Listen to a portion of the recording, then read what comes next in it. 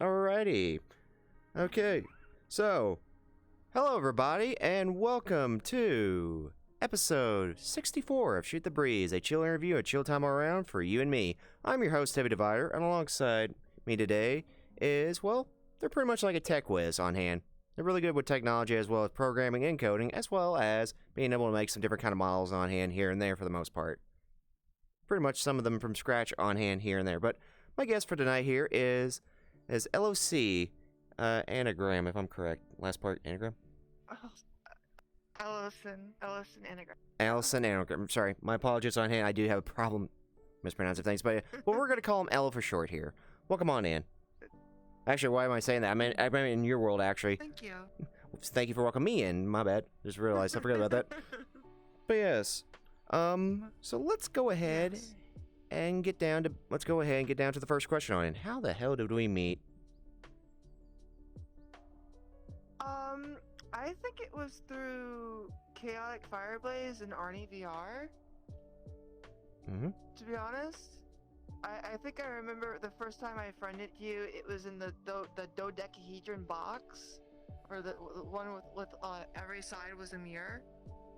I think so, if I'm correct off the top of my head, because I do remember the second time we met was in the presentation world on hand, and I think you tried to invite me over for something, but I can't remember what.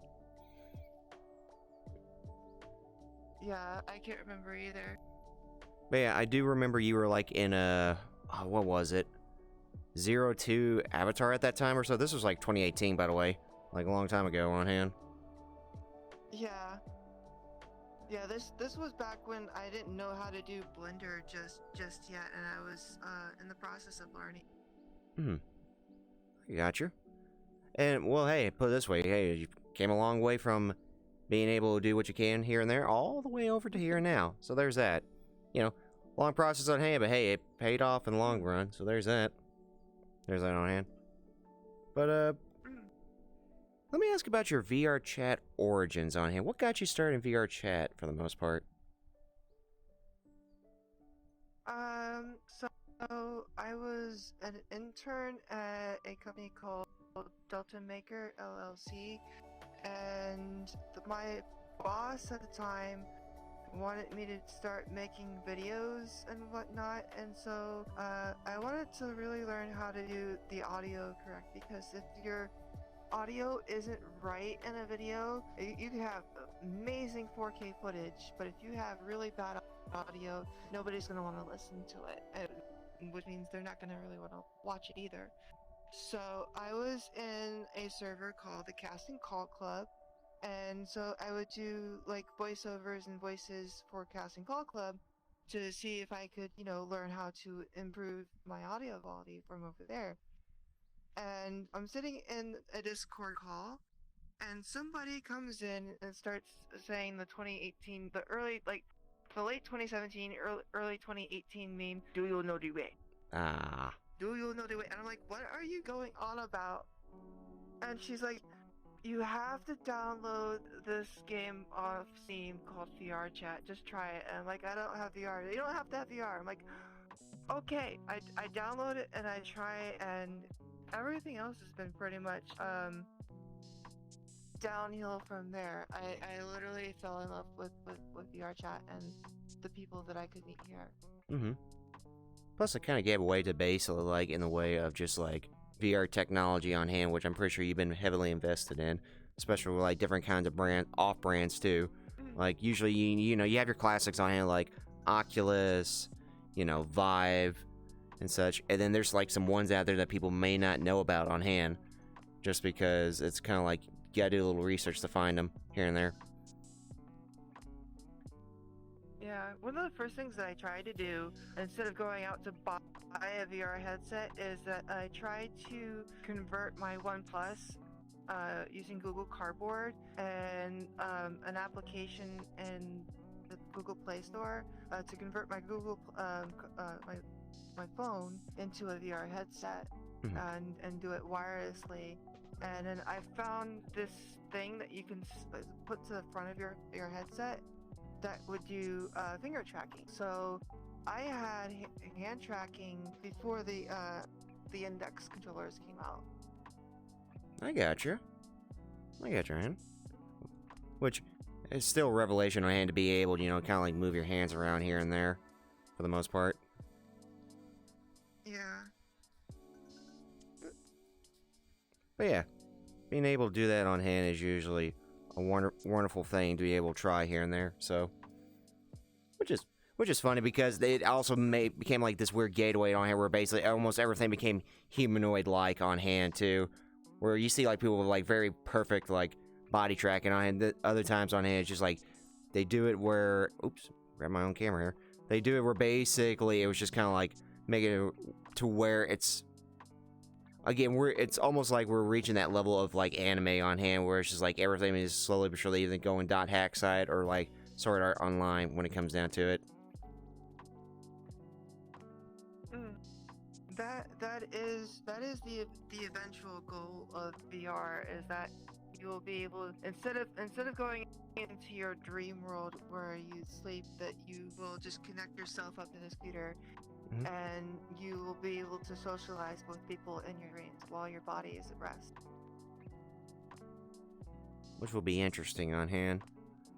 It'll be interesting on hand, but then again, I don't think anybody in the world would actually want to be stored inside like a giant mainframe on hand when that time comes, if you think about it. Think about it. There is the opportunity to live forever. Yeah, but who wants to live forever? Like, think about it. Yeah, it'd be nice to see what the end of the universe would look like, but at the same time or so, where's the inner peace from it? It's one of those life's greatest mysteries. There isn't such a thing. Mm-hmm.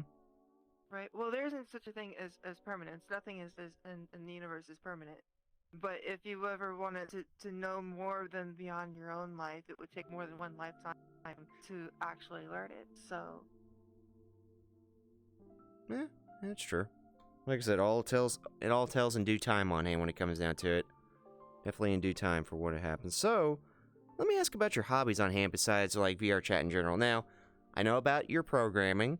I know you code a lot. I know you basically, when it gets down to it on hand, you have the ability to be able to like craft this all together, create like some new kind of hardware on hand when given time on hand here and there. And but I was gonna ask, do you have any other hobbies besides that on hand? Like, do you play any different games on hand, or is there some other hobbies that I may not fully know about, for the most part? Besides my background in electronics tech, playing around with Arduinos and basic scripting, I stream on Twitch regularly. I used to have missions, but my commissions are currently full right now, and I'm actually trying to raise funding to finish one of my commissions because I ran out of funding. I see. So, yeah, a friend of mine asked me to make the Lucid VR gloves, and there's a flaw with the current version of Lucid VR gloves. I'm not entirely sure if they've come up with a fix. They're aware of it in the Discord. I'm in their Discord. And then one of the things I've been trying to fix is the potentiometers in their gloves.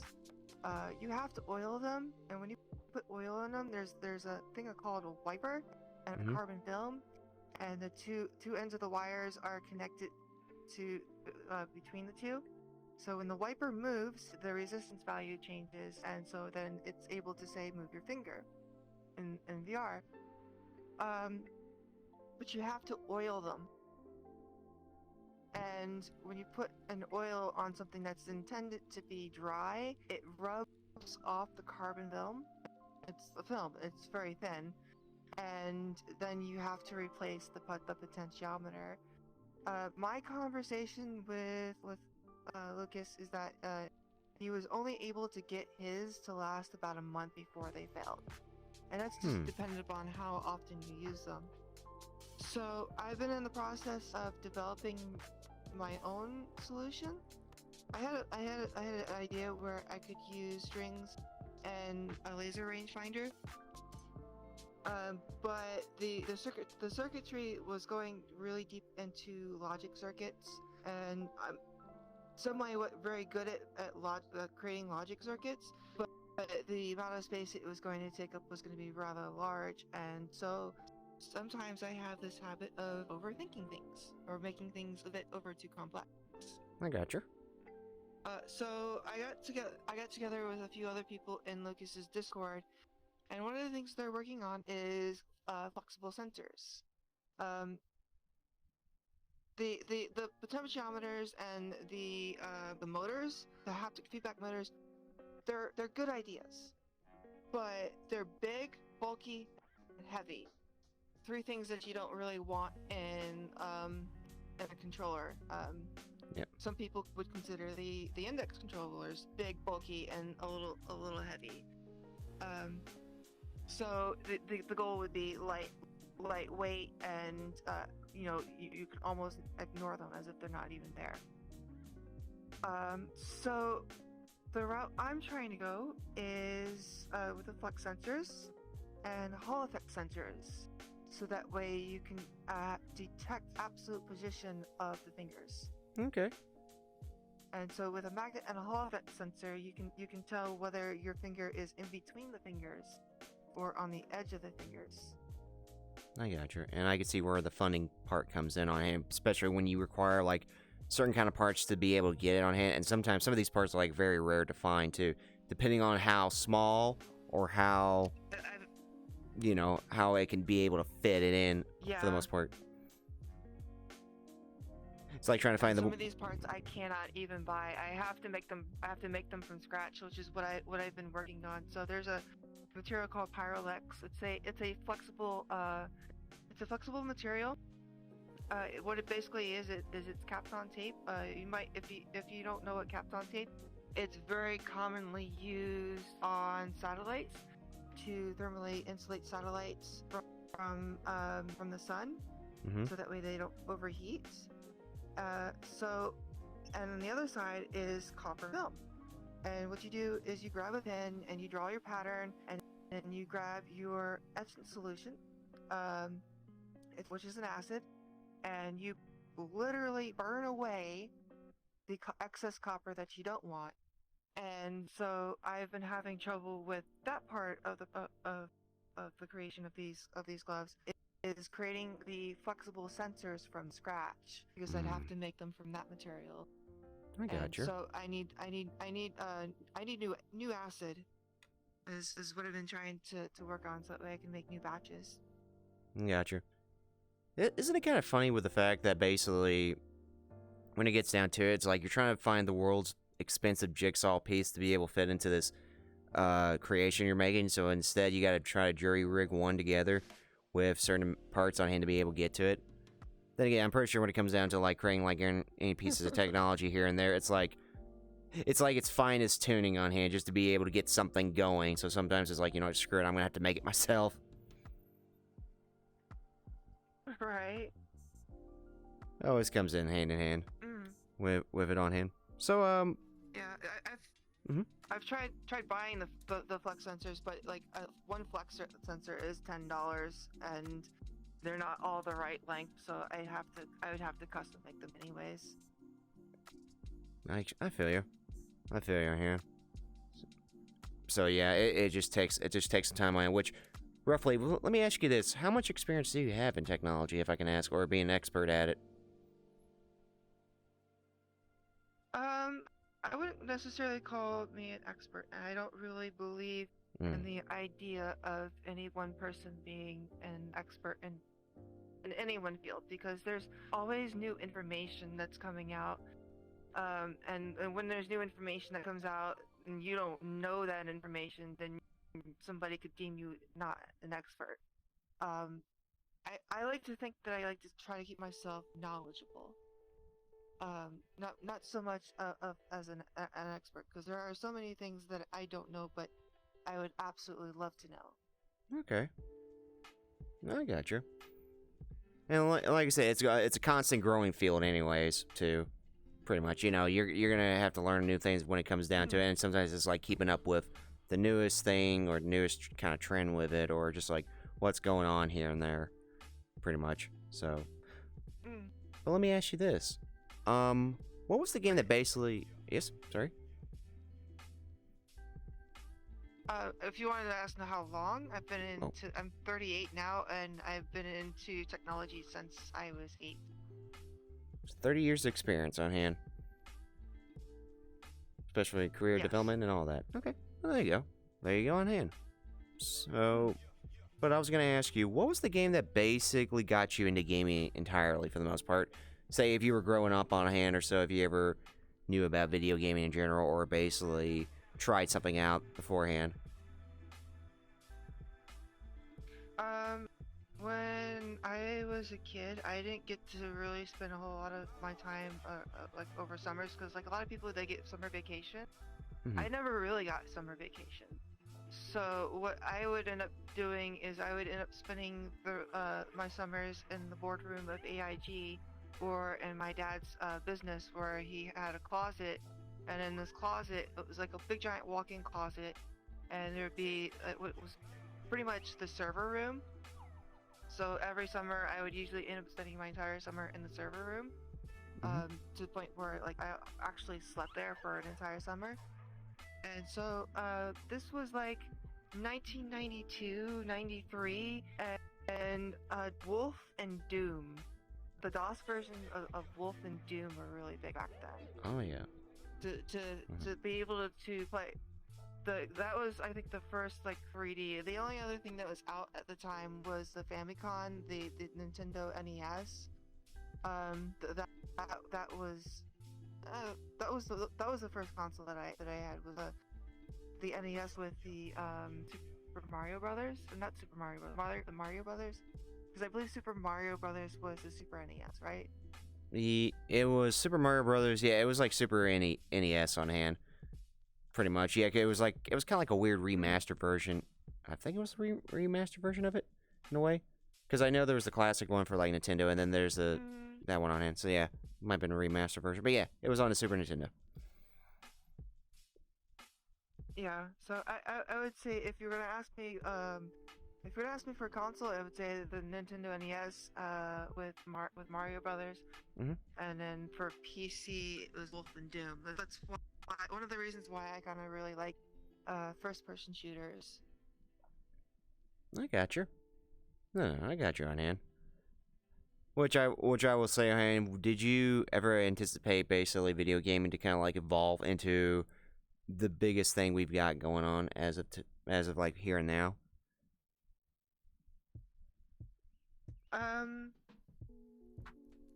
What I think people don't realize about video games is that when in science, technology, and engineering,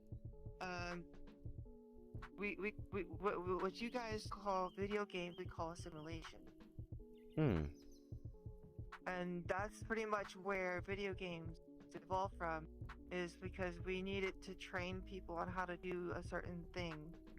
And so when people say, "Oh, you're just playing video games," you could just turn it around and flip it on. I'm like, no, I'm actually playing a simulation. This entire room is a simulation. I got you.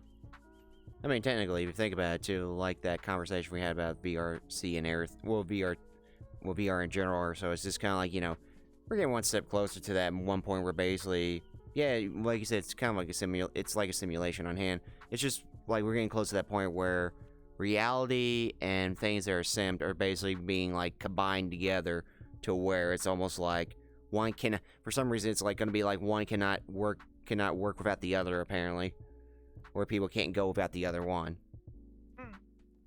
So it's kind of just interesting to think about with how, it'll constantly evolve no matter what, or so. It's just going to be interesting what's going to happen in the next 10 years or so, or like give it a few years, depending on what's rapidly evolving. So, but yeah, we'll say I'll be looking forward to it, see what's going on here and there. But let me ask you about the VR chat scene now. In this current present of where we are now, in this current time or so, what are your current thoughts about VR chat in general?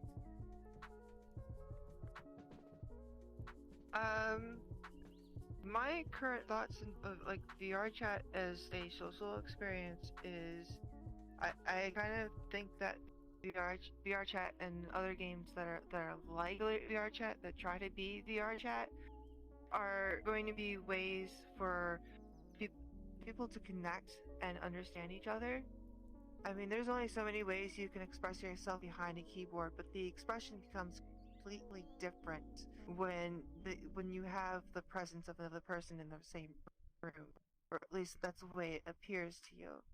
And so people from like across the world that are in different countries that have different social standards might be able to understand each other a bit more, and where we can come together and understand each other's needs.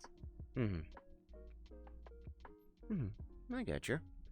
Plus, not only that, or so it's interesting how the fact that a game like this is able to have like this great connection of people around the world on hand, to where you get a chance to know the individual. You don't know what they look like, but you get a chance to know what they are, personality wise and everything. You get to know them as an individual before you ever get a chance to say, like, if you ever want to meet them in person or anything like that.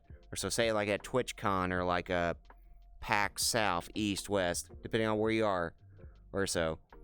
To be able to, like, get to know them as a human being, it's kind of it's interesting, really. Very interesting on its fundamental cores on hand, plus it breaks that ice on hand to where people are able to socialize by getting a chance to know somebody beyond the scope of what somebody looks like, which I find pretty great, really, when it comes down to it. Pretty great on hand here. So, but I will say on hand too, when it comes to like VR chat as well, which I will ask you,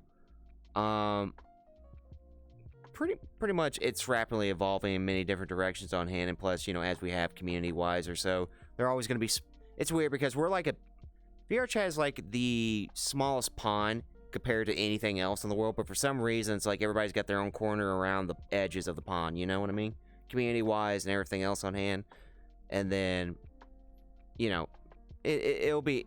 just interesting to look at it for the most part, just for how how small we are, but at the same time how much we kind of like divide ourselves up when it comes to certain things on there, be it what it is. But then again, all it takes is one thing to kind of bring people together. But hey, who knows what it'll be in time. At most, it could just be like a New Year's Eve thing. Could be New Year's Eve thing, Christmas, depending on what kind of parties get thrown around for like a holiday thing, certain stuff like that here and there. But let me ask about the roleplay scene on VR chat. Now, I know you got roleplay experience on hand for the most part. A little bit. A little bit on hand, but with that little bit of experience on hand, what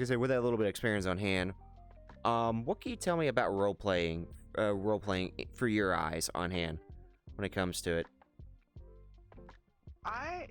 I look at roleplay as just a fun way to hang out with your friends and also experiment expressing yourself as different characters. I got you.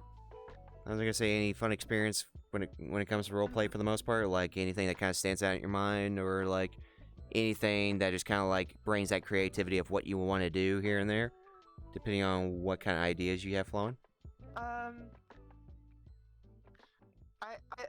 I don't know. Like, okay, so people constantly tell me I'm smart, but on like a lot of times I end up playing a dumb character just because I find sometimes dumb characters can be fun to have, that do dumb stuff.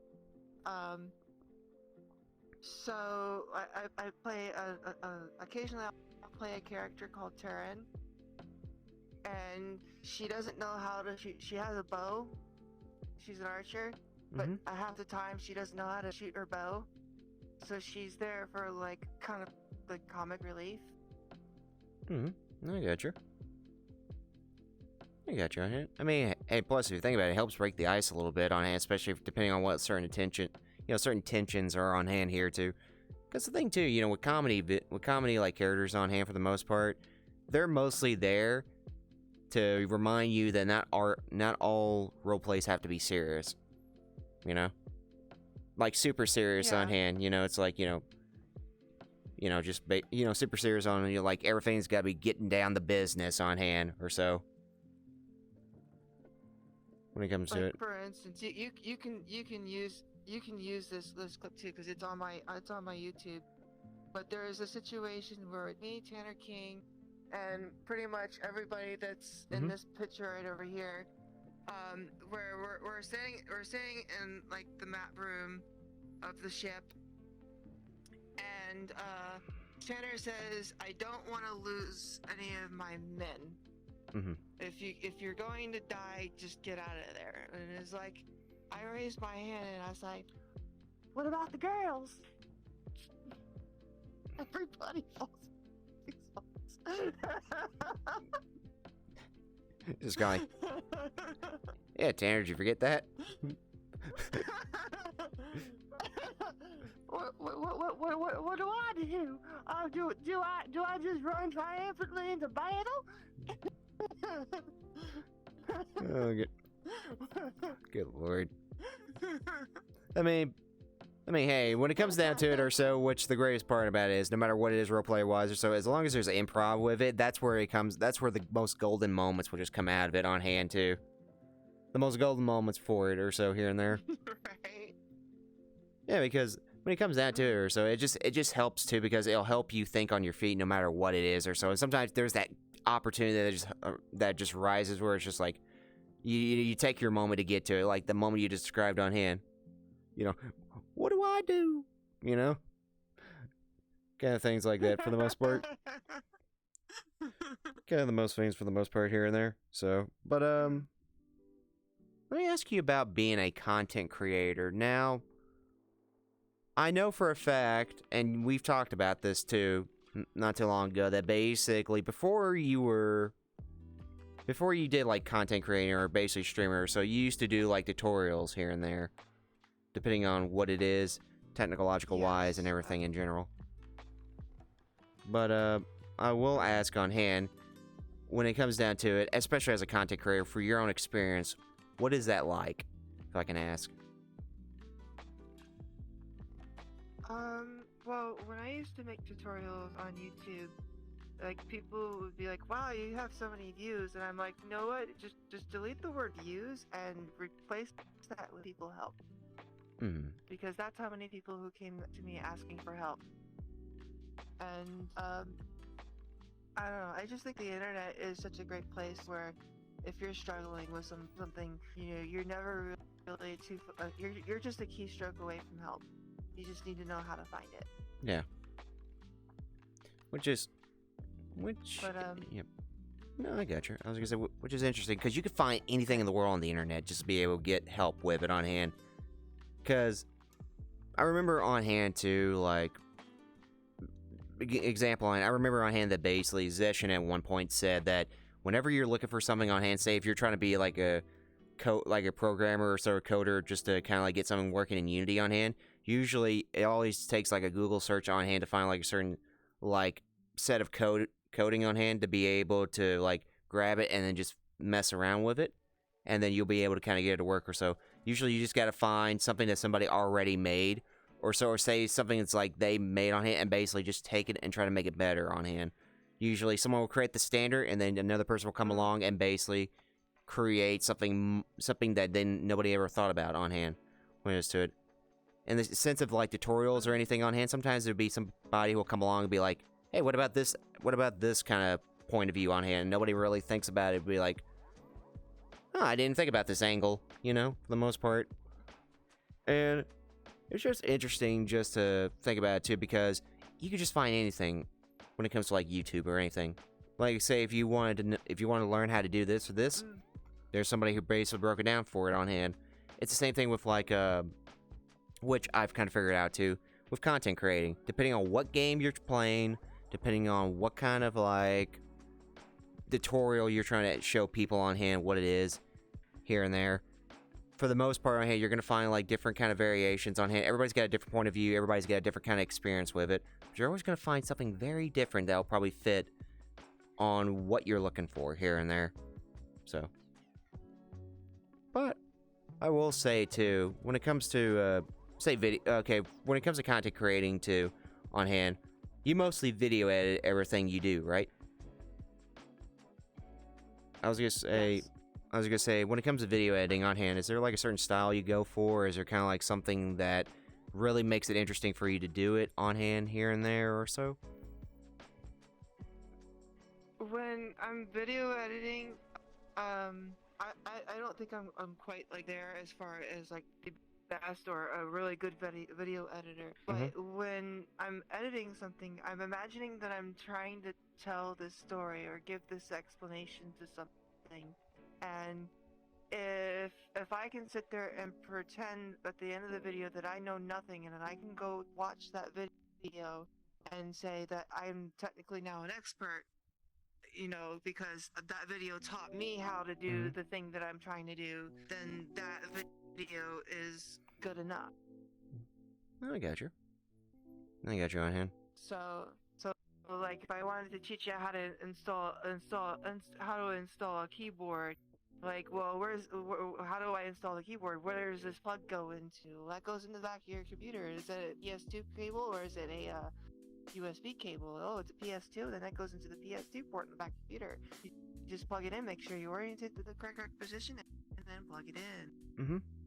And the thing too, which I will say, do you believe that most of your best creative ideas, like say if you're editing a video together, will just come to you as you kind of like begin to break down your own footage here and there?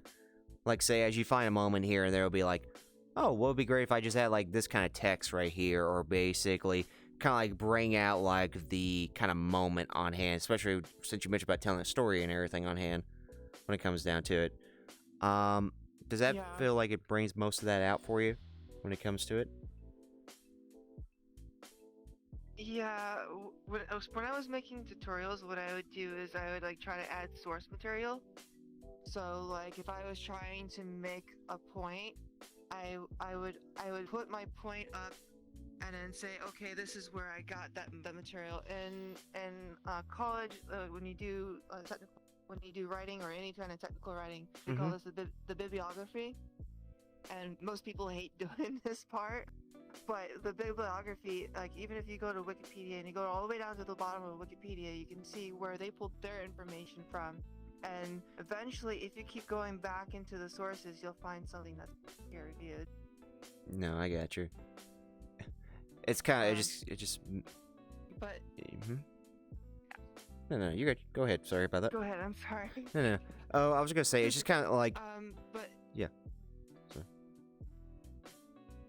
Yeah, I don't know. I try to do something creative every so often. The doing VR chat videos, I still not good because or don't feel that I'm really good yet, because I'm used to doing tutorials type of videos and then telling something that's completely different, which is VR chat videos. Like how do you transform something like a bunch of clips that are funny and that they just mash together and flow all the way through without your retention dropping and tanking is something I'm still trying to get used to.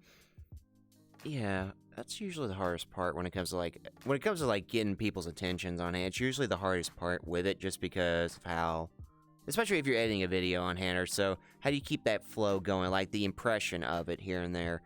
And from what I find out on hand, I think it's just a matter of, even if you can't get whatever kind of thing you're going impression-wise or so, I think it's more along the lines of what is the flow for you when it comes to editing videos, more than really the person like who views your content or anything on hand for the most part.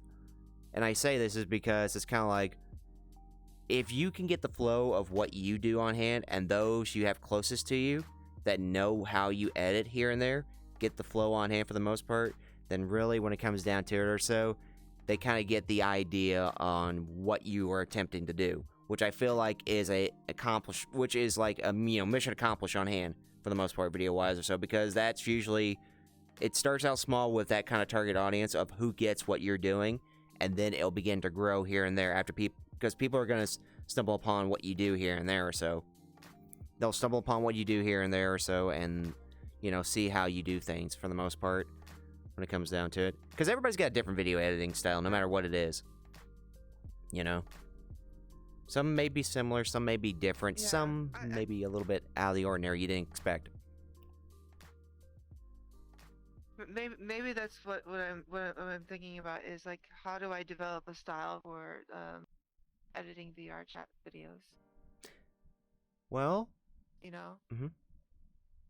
Usually some people's different styles on it may depend on exactly how you approach it. Like, hey, put it this way.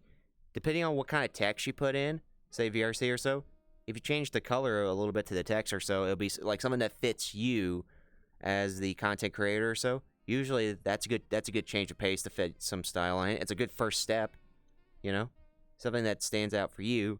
And I guess like the next thing on hand would be like, what kind of humor you have. If there's something that is funny for you on hand and people get it, then they will be able to relate to you on hand. Sometimes, because everybody's got a different kind of humor on hand, no matter what it is or so. But there's always going to be that one group of people on hand that will basically relate to the humor that you find humorous on hand, or so. I mean, we live on a planet with like billions of people on hand. There's always going to be a group of people that basically will enjoy what you enjoy. So, but it just comes down to it on hand, pretty much. It's just a learning process on hand, because the more you kind of like produce content editing wise or so, the more you'll be able to understand on how you want to edit it here and there, so something that fits you, that makes you different compared to somebody else on hand. And that's the key point for it. That's the key point on hand. So, but let me ask you this: when it comes to like what you make, what you create, stream, edit, or overall just basically have an idea of what you want to do and just either jot it down so you can remember it, or just kind of like rub your hands together and be like, let's get down to business with this. What is the motivation that keeps you going for the whole thing entirely? I just find it fun to create things. My biggest pitfall is that I think I have too many ideas. I never write them down. I always have them all stuck in my head, but all the time. It's time consuming. Trying to figure out how to get the time to do all the ideas. Eventually, I just have to settle on one or two and just focus on those. I see. But yeah, just making stuff like this, or even my avatar, like the finished product is fun. You might struggle, cry, or even get upset through the process, but once you've gone through the process, you've kind of got like a lot of characters where you have your own character development, where you grow as a person and you've learned how to do something. Yeah. It's just a matter of time for the most part on hand when it comes to it. And not only that or so, you know how people say there's not enough time in the world to do a lot of things on hand? Keep in mind, I believe if you write any idea down in a book or something, or like a notebook or so, and just jot it down or so, those ideas will never go away because they're timeless. Because that way you can always flip through and be like, oh, this is something I haven't done or so. Let's try that or so. And just mark it away, and then, you got like so many different ones here and there. Like, yeah, ideas will come and go here and there, but as long as you make sure to jot them down or so, like, if you have, like, pull your phone out, basically just type it down a little bit, get something to remember on hand for the most part, you'll be able to have the opportunity to do it anytime or so. Like I will say, which I'm probably in the same boat with you, where I believe, there might not be enough time in the world to do a lot of things on hand, but I do believe if you're able to write it down or so, it becomes timeless, because those ideas will never go away because they've been etched into it. Etched in stone, if you will. So. And you'll have all the time in the world to do what you want to. I'm guilty. I'm one of those people that's guilty of giving my ideas away for free, because I'd rather see them be made in a timely manner than sitting in a drawer and collect dust. I got you on hand. you're pretty much like an idea generator at certain points. Like basically, it's like spontaneous, right? It just comes up on the spot on hand for you to say what comes to your mind and be like, oh, how about this or so. Even if it's not something you're gonna do on hand, it'd be like something that just comes out of the heat of the moment of what it is or so. Could be a funny idea. Could be something that ends up becoming like a catchphrase. Maybe some sort of shtick that basically between you and your friend or so. Whatever it is, for the most part on hand, it's just kind of like you just do it. You just do it for the fun of it on hand. That's the core aspect on hand. I find it. Mm-hmm. I find it very much enjoyable when I give somebody an idea and they take off on it and then they become very, very successful, and I'm like, that's how I know that was a really good idea. I got you on hand. I will say on hand or so too, depending on what that idea was or so. I assume on hand that basically whenever you give that to somebody on hand, they're able to basically manifest it and just kind of like craft it into their own way or so. I'm pretty sure in the back of their head they remember where that idea came from, for the most part. I would hope so. I mean, it's not like I'm begging for credit, but No, I got you. it'd be nice. No, I got you on hand. Trust me, it's one of those things where a lot of things happen, and plus time and life is this weird kind of concept where sometimes things just come out of nowhere and be like well, going up that way. Or so other times it's just kind of like things will come to you when you least expect it, and then it's just kind of like what, I'm gonna implement this on hand here and there. It's just a matter of basically doing what you can for the most part, but as well as basically just remembering to if you feel like it's an opportunity to do it, go ahead and seize it. Seize it while you can on hand, because you never know. Could be a new experience on hand for something that you may not know about on hand. Could also be an opportunity on hand to be able to see and learn what some things you may not know about. You never know. Never know on hand. But, I have some different topics here I would like to ask you about. Now, earlier on, I told you about the VR chat seeing on hand, but let's talk about the VR chat current present. Now, let's compare here. From your first time joining VRC to where we are here and now, what are some of the things you're glad they changed over time? Be it security, Unity, world making, model making, whatever it is, and compare it to some of the things you wish they did not change over time at all. I like the changes that they've been making. I do think they need to make sure that they secure funding. I don't think they've been very responsible with a lot of their funding, but I think they're also learning from their mistakes, or at least I hope they're learning from their mistakes. But at the same time, I'm also happy to see that they are taking security very seriously. Yep. They need to protect their user base, and their user base is going to stick around. Last night, I was looking around at some statistics for VR chat. There are an average of 19,000 people on it any given time.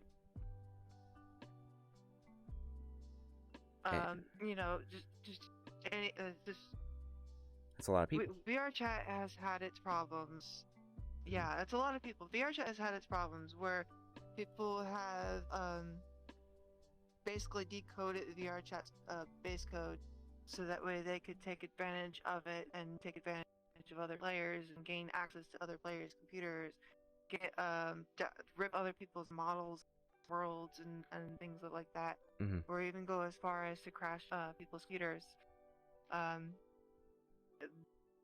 I'm very happy to see that VR chat has been taking securities very seriously, especially when they implemented the safety settings, so that way you don't get to see the person that's crashing you, and all the things that they're trying to send to you that will crash you won't crash you.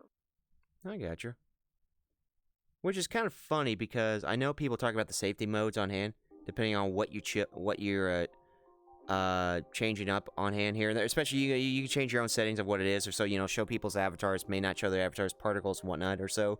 But the thing is, depending on exactly what kind of world you enter on hand, sometimes people seem to forget that there is a certain button that you can easily press on your controllers, being like both analog sticks, and just tap it twice, and basically there's this immediate like emergency safety mode that enters it on hand. Like this was implemented like 2018 or so. People kind of forgot about it on hand, which I didn't.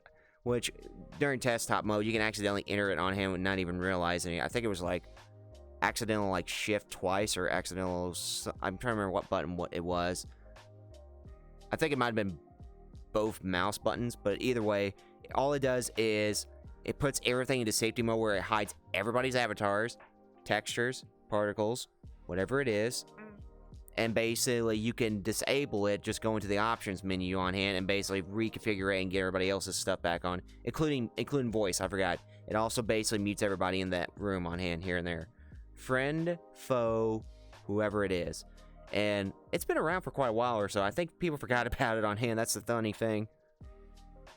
I think it's because it's the easier approach on hand now with the safety mode now, just because you can make your own settings.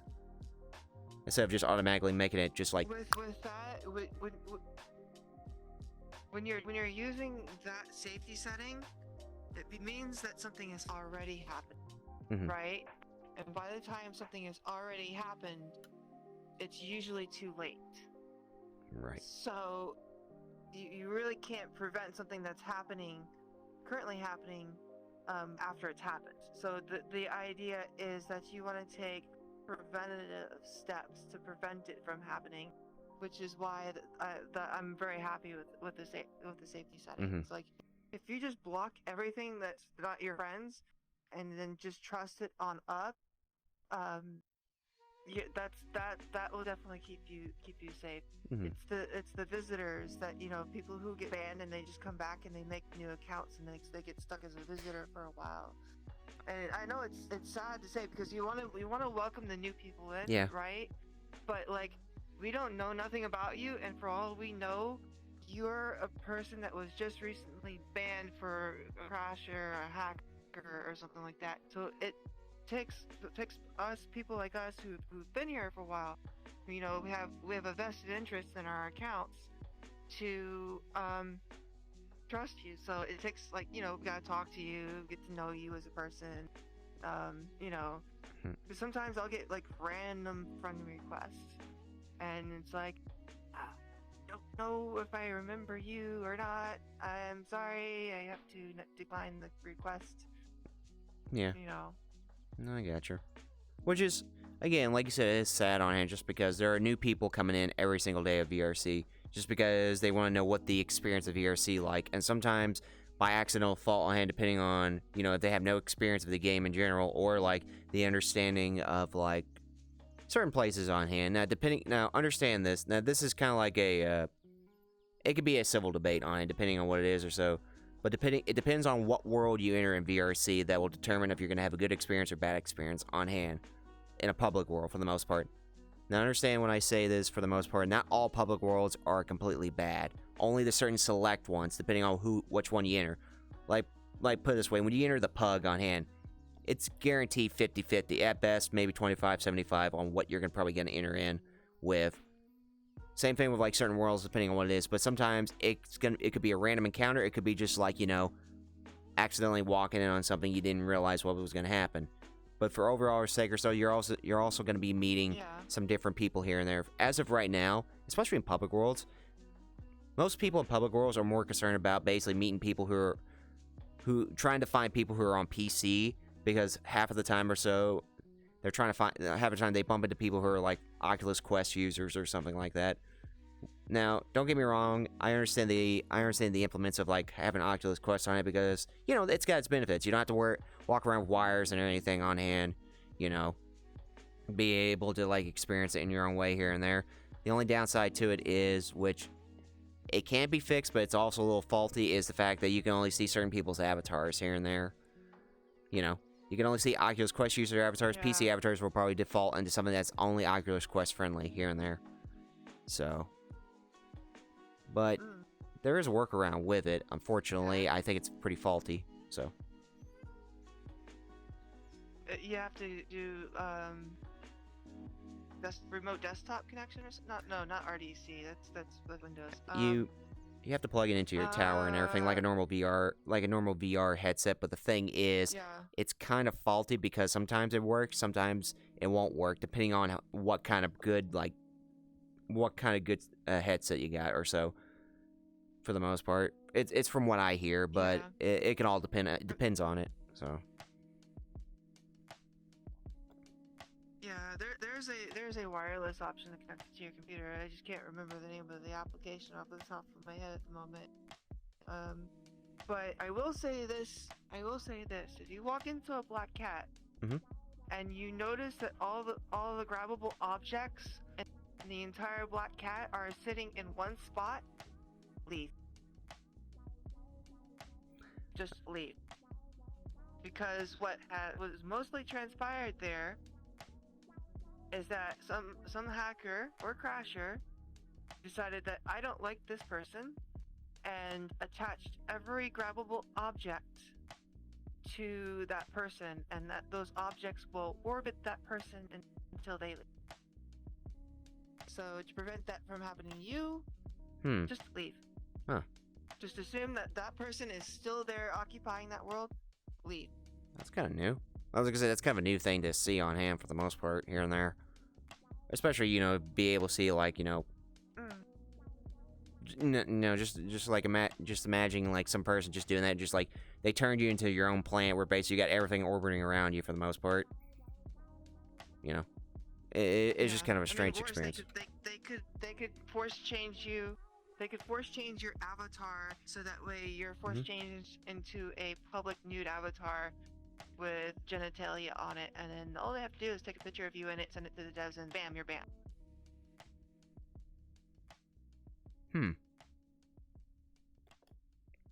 Well, there's nothing to find on me, so hey, there's that.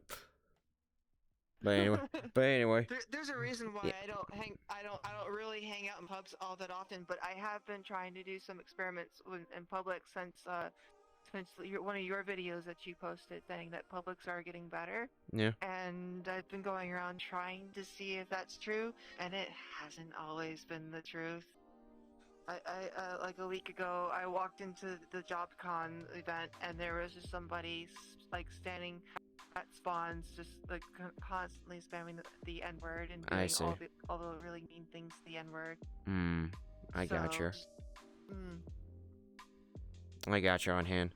Because understand on hand, when I made that video with the bingo roulette thing, it was an idea that basically me, Chaotic, Omega, and a few others basically sat down and just kind of like thought, okay, let's just experiment and see what we're gonna find. Because you got your like, the certain tropes of VRC that everybody who's basically been on VRC for the longest knows about, or so, depending on what you're gonna find in a public world.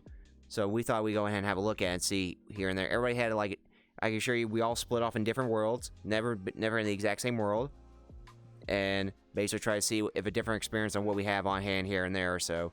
And I think, for the most part, when it comes down to it or so, which I hate to say it, I think it's all based on, like, everybody's gonna have a different experience on hand when it comes to public worlds, unfortunately. Like, I think it also depends on exactly what stands out, too. For the most part. Like, I'm pretty sure maybe in your case. I think that, yeah, I kind of think that if you're LGBTQ or a female streamer, that you might be like a person that's a target. I mean, I will say on hand. The next time, next time you guys are playing bingo, invite me along, because I want to see if I have the same experience that you guys do. We'll see whether or not, because part of it from the exception of Langle, from the viewpoint of everybody else, maybe you guys aren't targets, as where I'm more of a target for some reason. Yeah. I don't know. It's just, every time I try to go into a public world, I eventually have a problem. I got you. Oh. Well, yep, you fell right off the couch. Okay. No, I got you. But like I said, I mean, I would be down for the idea of like expanding like the kind of the bingo roulette to have people in for the most part. Anybody who would be interested in for the most part, just to get the idea of, because everyone's gonna have a different experience on hand. And I could describe it.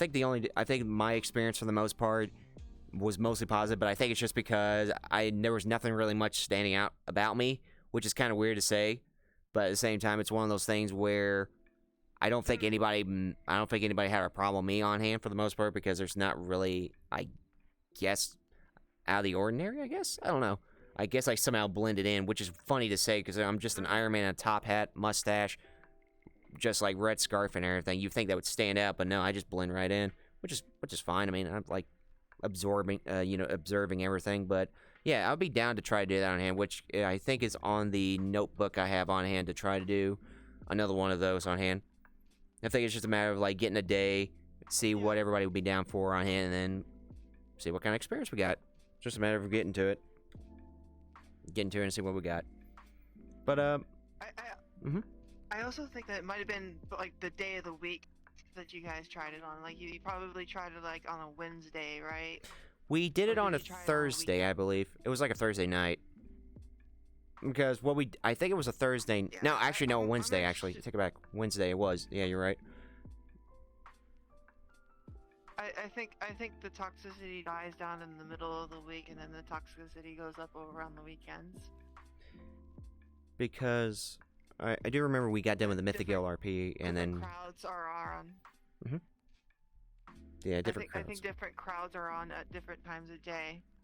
And yeah. Especially during the weekends. Like during the weekends, I think you're most likely to find the younger crowd, and then during the week you're going to find the older crowd.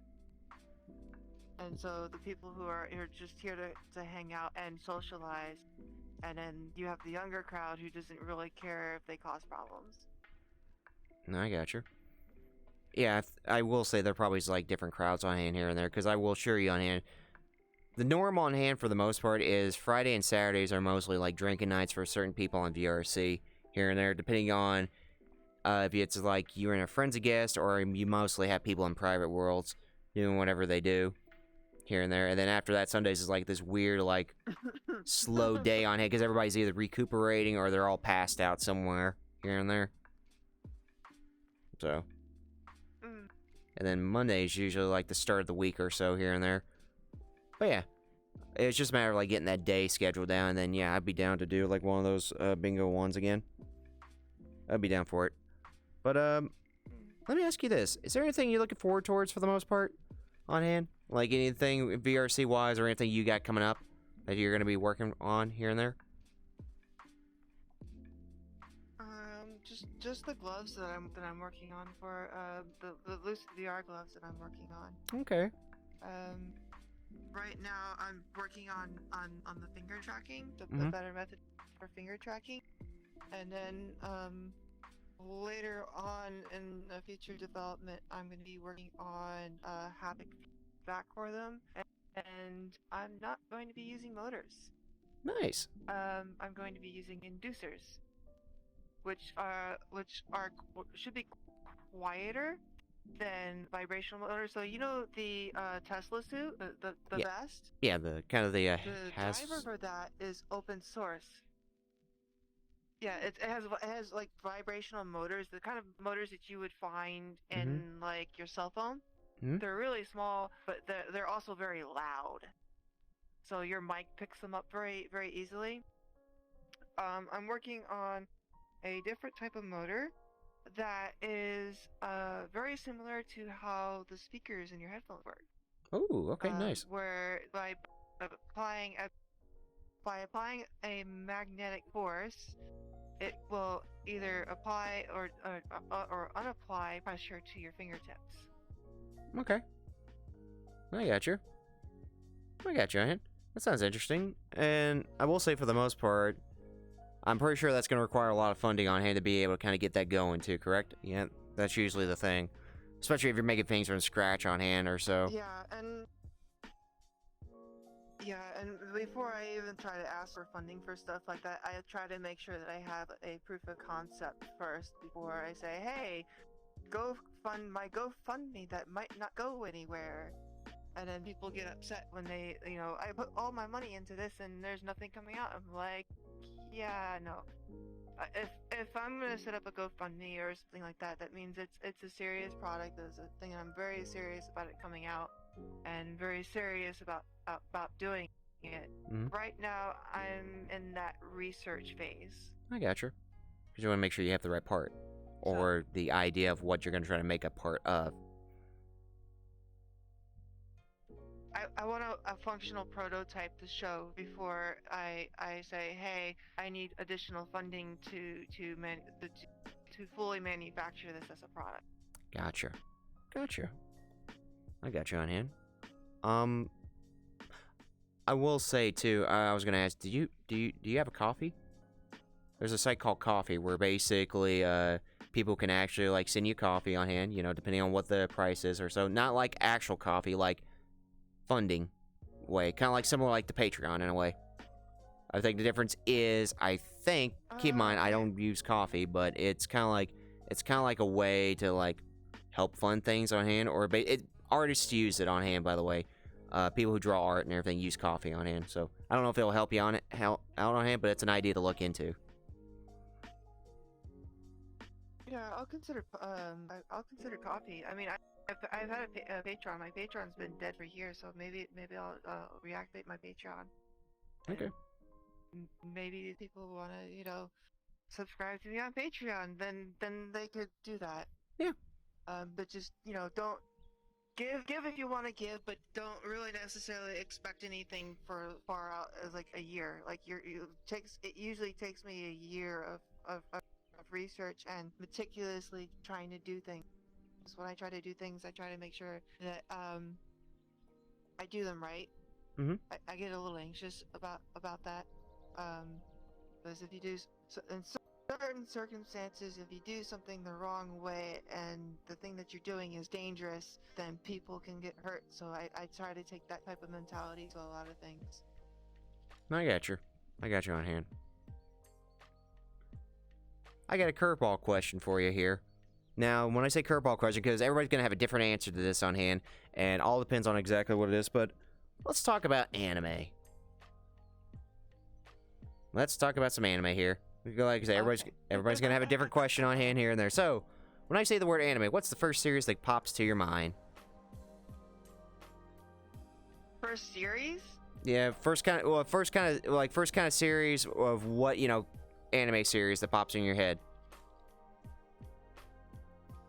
Okay, so when I was a kid, I wasn't really into anime. Like Mhm. I kind of thought that shows like Sailor Moon and Cardcaptor Sakura were just regular American shows because they were dubbed in English, and I did not know that those were Japanese animations. Back then, I called them cartoons. And I kind of fell out of anime as a kid when I saw Dragon Ball Z, when he throws a spirit bomb for 10 episodes. And I'm spending 30 minutes of my day every day for an entire season trying to wait for Goku to throw his damn spirit bomb. And I was like, yeah, you know what? I'm just gonna go do something else. I got you. But it wasn't until years later when I watched an anime called Monster. And Monster is one of those animes that puts you in the viewpoint of a doctor, that puts you in a ethical dilemma. Mm-hmm. Where have you ever heard of the train experiment? The train experiment? Trying to think on hand, but it's something that's not ringing a bell to me at this moment. Not ringing a bell at this time. So the train experiment is basically like, okay, mm-hmm. there's a train coming down the train tracks, and there is a lever that you're standing in front of, right? Oh, that. And there are people tied to the train tracks, and you can choose which direction the train goes. Now, to the left, there's one person. Mm-hmm. To the right, there's 3 people. Right? Mm-hmm. You know nothing about these people, right? Yep. So you can either choose, the train can't stop, so you can either choose to have this train kill 1 person or 3 people. Now, logically, it is ideal to have less people die. But in the point of view from Monster, is that the doctor goes in and saves this one person, but this one person was a sociopathic murderer, and he saved a murderer who went on to kill more people than he could save. Okay, I got you. I got you on here.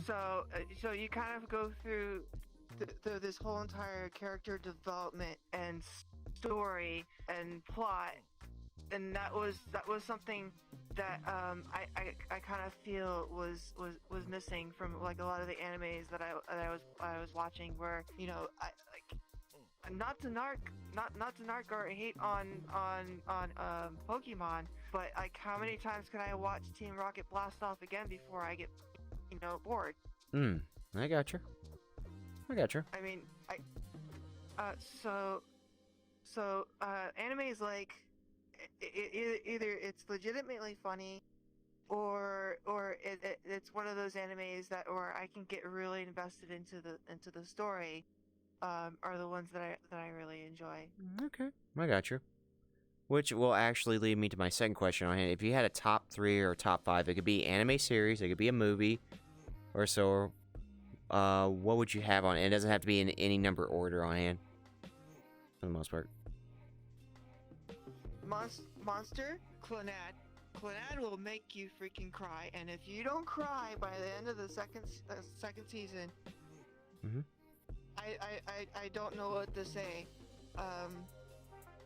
Because like I don't know, anytime you get invested in a character and you see that character die, it makes me tear up just a little bit. And then the other one that I really liked, that I wish they would continue the story because it had a really good story going for it, was Princess Jellyfish.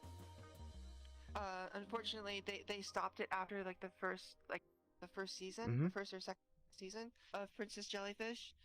But it's this girl whose mom passes away. She grows up with basically just her father, and so she wants to be an animator in Tokyo. But the only thing she draws is jellyfish. And so she meets this guy named Kuronsky, and Kuronsky sees that she has talent, but she has no fashion sense at all. Where Kuronsky,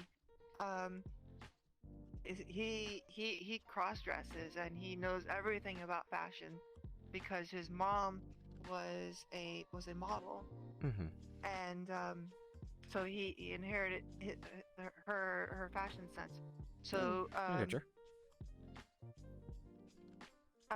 so she ends up he ends up giving her a makeover, and there's this love triangle that starts to form between the characters and his brother, and I just really wanted to see how that one ended, but never really did. So the only way you can actually see how this anime was supposed to end is to actually read the Japanese manga. Gotcha. And I'm not gonna spoil it because I haven't finished it yet. I've perused through them. I have an entire collection. I assume that maybe somewhere on the internet there might actually be like an English translate of the manga out there somewhere. Probably is. It's just a matter of like trying to locate it, depending on what kind of websites. Probably is on hand. So let me. I got one more question in this topic on hand, and that being, what is the anime that hits you close to home? Like when you watch it, you feel it on an emotional and personal level on hand. Like you relate to it hard. Clannad. Clannad? Okay. Clannad, yeah. The main character is kind of like not necessarily separated from his dad, but his dad is so deep into a depression that they don't really talk. And whatnot. And the that particular character, he was kind of like me. He has a problem with his shoulder where he can't lift up his shoulder, and what happened to his shoulder was his dad's own fault. And he was going to be an athlete, and so what happened to him? He lost his opportunity to be an athlete Okay. because of what happened to him because of his dad. I got you on hand. Which is an understandable feeling for any particular reason on hand here and there. So, I got you. So, this leads me to my final question. I'm going to grab this camera and I'm going to bring it right to you here, if I can reach. Well, that's my desk. If I can reach it, grab this here. And let me make sure that is correct. And here we go. Okay, so, there we go. So, my question for you is, what are your goals and dreams? And at best, what is the best advice you can ever give to anybody? I'm going to let you have center stage for this.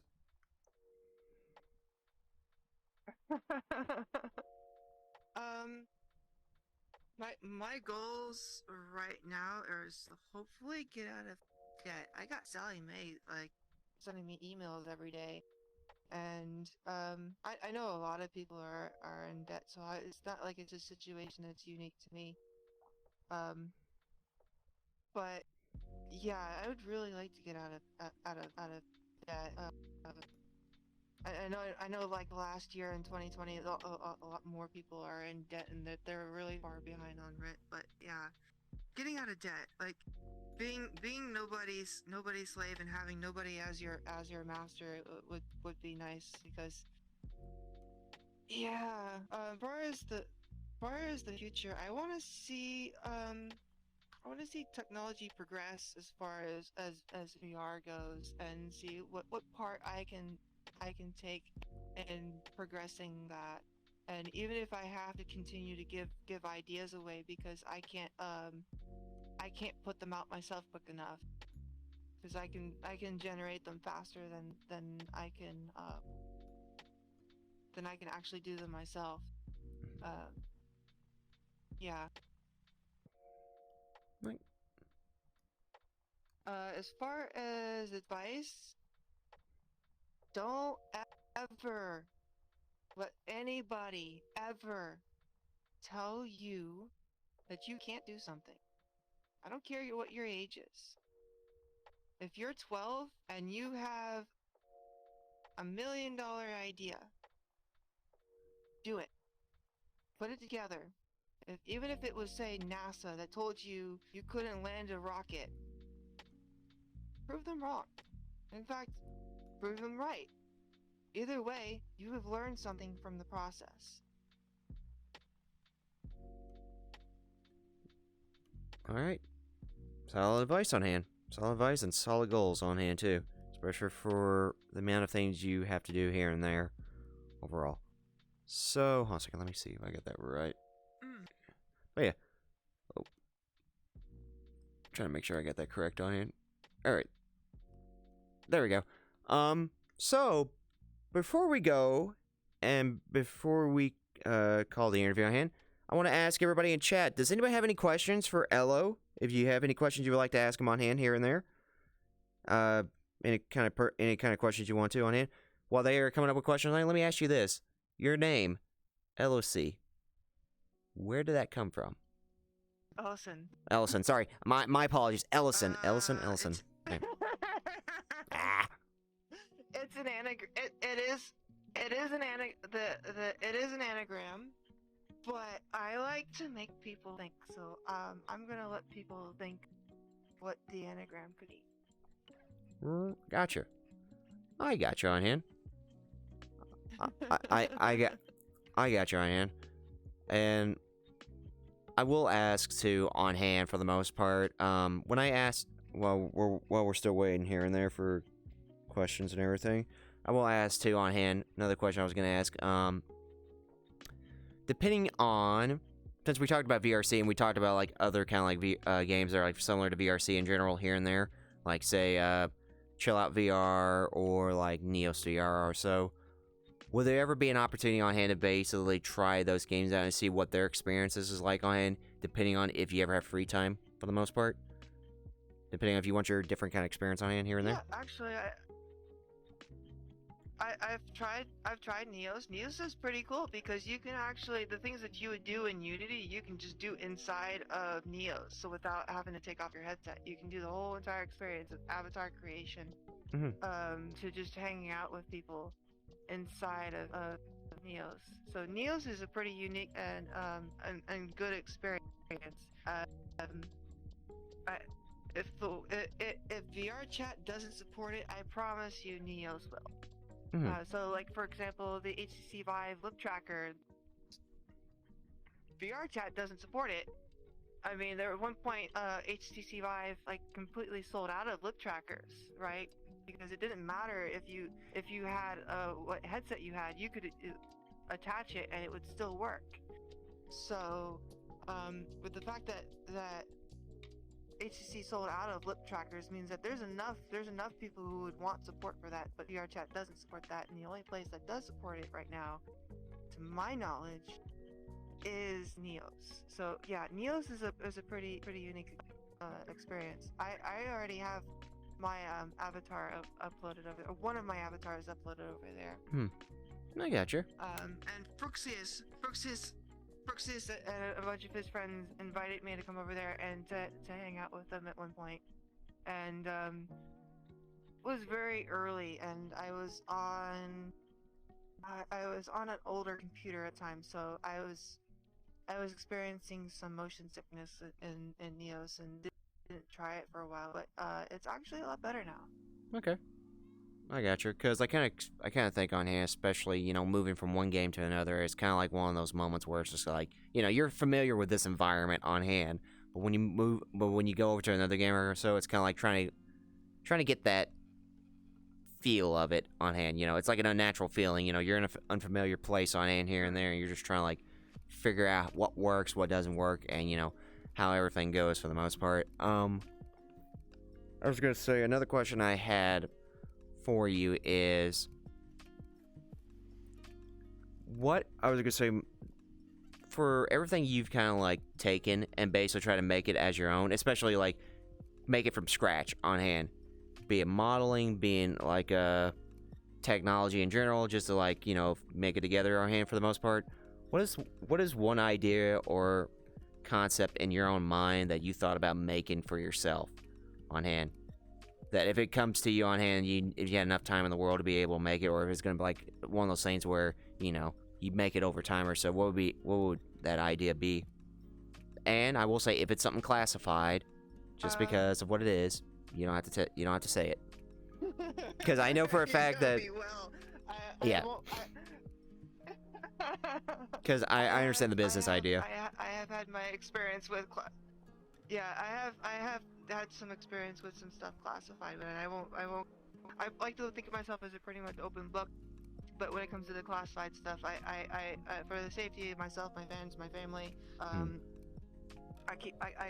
clam up and I can't answer those questions. But the one idea that I do have is that, in my experience, getting into full body VR sometimes feels like a chore.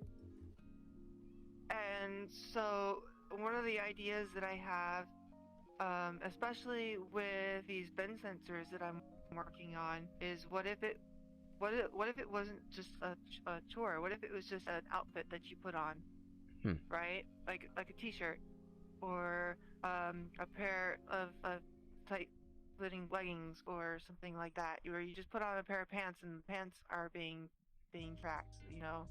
You start off in a single position, and depending upon how you bend your joints, it'll track your joints based on that position. No, I got you. So instead of just putting on three trackers and controllers, it's a glove, t-shirt, and a pair of pants. No, I got you. It'd be an interesting idea. You just plug them all in directly into the headset with one cable. I get picture on hand. I get picture on hand where basically there would be a possibility of that in the future when they do that on hand. Possibility of an idea to experiment with that. Other times I wouldn't be surprised if basically VR evolves itself into like a giant capsule on hand where basically you lay in there, hop in there, and basically just kind of like simulate yourself into something. here and there. Like, there's many directions on hand, many ideas, possibilities. It's just a matter of where will it go? And there's only one direction to know. Go that way, and basically moving forward. So there's it. Okay. Okay, cool one Nate's got a question for you here. That being, if there's any game out there you would give the title of the greatest game in the world to, what would that be and why? Depending on what kind of games you've played on hand. I would give Boneworks as like one of the greatest titles. Boneworks or Alex. What's the name? Alex. One of the greatest VR titles. Mm-hmm. Yeah. Name eludes me at the moment. I think Oh. some of you guys will know. No, you're good. It'll probably come to you when you least. Exactly that I'm talking about. It'll probably come to you when you least expect it. Yeah, when I least expect it. But I kind of, one of the titles that comes out to me very distinctly that I have played is Wolfenstein.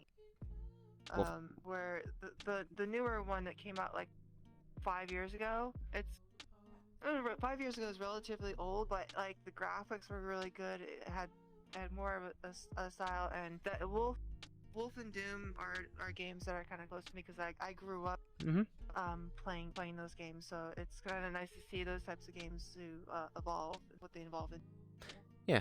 I mean, think about it this way too. It's like we're like in this weird time loop on hand where basically some of the old classic games are getting remaked, and then if you wait a good, say, 10, 20 years or so, they're going to get remaked again, just to kind of keep up with the times on hand for it, for the most part.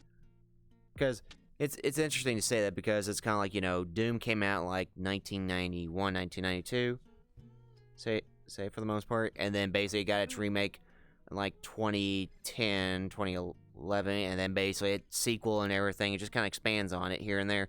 Same thing with Wolfenstein and everything, where basically they expand on the story and everything. Had like 3 games, and then they have like this one game, and which me and my friend MT have been playing, called Wolfenstein Youngblood. So yeah, they're expanding on it, which is interesting, and it's nice to see basically where it goes here and there. So yeah, that's the way of the future with gaming. Or so sometimes there's gonna be something that brand new comes out, or so it's like the hottest thing in the world. People remember it. Then it gets a sequel. Sometimes they'll have a spin-off here and there or so, or it ends up taking like this weird Kingdom Hearts route where basically it takes a long time for them to count to 3. Actually, that's the same thing with Val on hand, just to try to reach to it on hand. That's Half-Life Alex. That's what I'm thinking of. Half-Life Alex. There you go. They did Half-Life 1. They had Half-Life 2, and then Half-Life Alex. That's why I'm having trouble thinking of it. No, I got you. Because they didn't count the 3. They just said 1, 2, Alex. Yeah. Oh boy. But yeah, it opens a gateway towards it, so that gives everybody a possibility that there's going to be Half-Life 3 on hand. So, hey, there we go.